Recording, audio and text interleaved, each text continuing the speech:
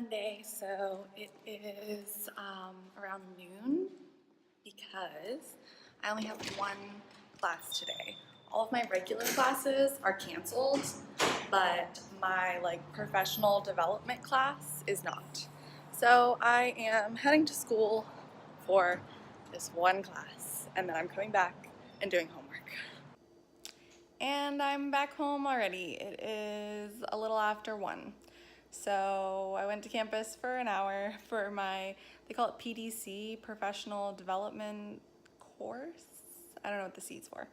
But yeah, so basically just to explain a little bit about what that is. So the people in the Health Policy and Management department, which includes me, and the other students that are getting an MPH in HPM, which is the abbreviation for Health Policy and Management, as well as the students that are getting a Master's in Health Admin or an MHA, we all have to go to this PDC, Professional Development class for the first year. And so it's a requirement that's unique to the Health Policy and Management department. So in addition to doing all of the regular core stuff that the other MPH students are doing, we also have this professional development class that meets once per week, and it's a little bit smaller, but they teach us different things. Like today we were talking about networking and developing your brand. We're going to be talking about writing your resume and cover letters and email etiquette and just kind of like stuff like that. Tuesday morning, and here is today's outfit of the day. I am trying really hard to dress professional or business casual for class because you never know what important person you might talk to, especially in grad school. Doing all the adulting things today. I got my flu shot and I'm registering to vote. So I was rushing to class late this morning. I got off the train at 8:30 and was running into class and realized that I was not 4 minutes late. I was just 56 minutes early. My ISP discussion didn't start until 9:30 this morning, not 8:30.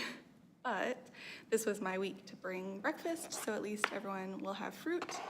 And I figured I'd just talk about the discussions and stuff a little bit. So the way that it works is we have our larger lecture groups that we're usually in, and we're in cohorts for that. So there's 4 cohorts, and 2 of them have morning lectures and 2 of them have afternoon lectures. So I'm in one of the morning cohorts, and those are about 120 people, I think. And then we have smaller groups for discussion that have probably about 50 people, maybe 30, I don't know, it's hard to judge. And that's our ISP group. So ISP is Integration of Science and Practice.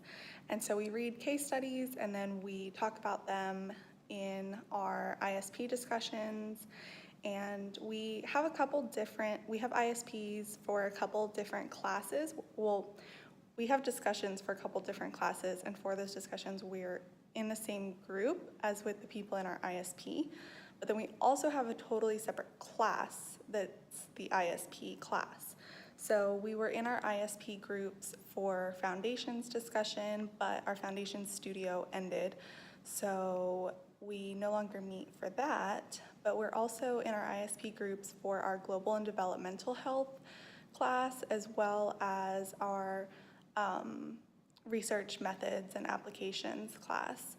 And so the ISP itself is a separate class, like I said, and that's just a pass-fail discussion where we're reading case studies and trying to apply the concepts that we've learned in all the different modules and studios to the case study that we read for ISP.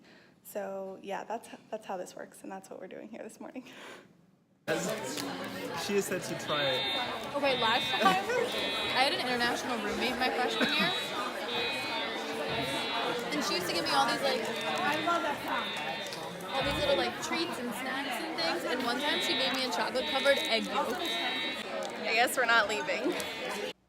It's a very lazy Thursday morning, so I just got back home after my lab this morning. So one of my studios is called Global and Developmental Health, and we have a lab called Life Course, and my contact is bugging me. Okay, and so right now my group we're all developing interventions, and so my group is doing like the older population, so we're looking at like retired people and social isolation and developing some type of intervention for that.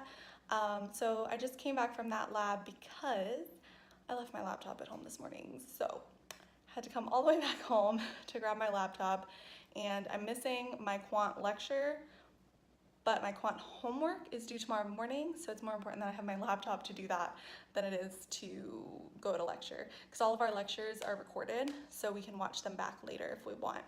But yeah, so while I'm home and it's lunchtime, I'm gonna probably just get something to eat here really quick so I don't have to buy something later, and then head back to campus. I have the subway elevator all to myself. This never happens. But it'll be a block grant program for kids and Clinton agrees. And so in 1997, called the Budget Reconciliation Act of 1997, but in 1997, Congress passed what we today call the Child Health Insurance Program, or the CHIP program. And the CHIP program is a block grant. It's not an entitlement program. Under the CHIP program, as it was enacted in 1997, in 1997, the Fed said, okay, we are going to allocate $40 billion in federal money. So we have a Determinants of Health quiz every other week, and this week is one of the weeks with a quiz. Our quizzes are usually a combination of multiple choice and short response, and the modules that we're tested on are social determinants of health, environmental determinants of health, and biological determinants of health. So to study, I usually just go back and listen to the lecture recordings, and while it's still fresh in my head, take the quiz. So that's what I'm doing now.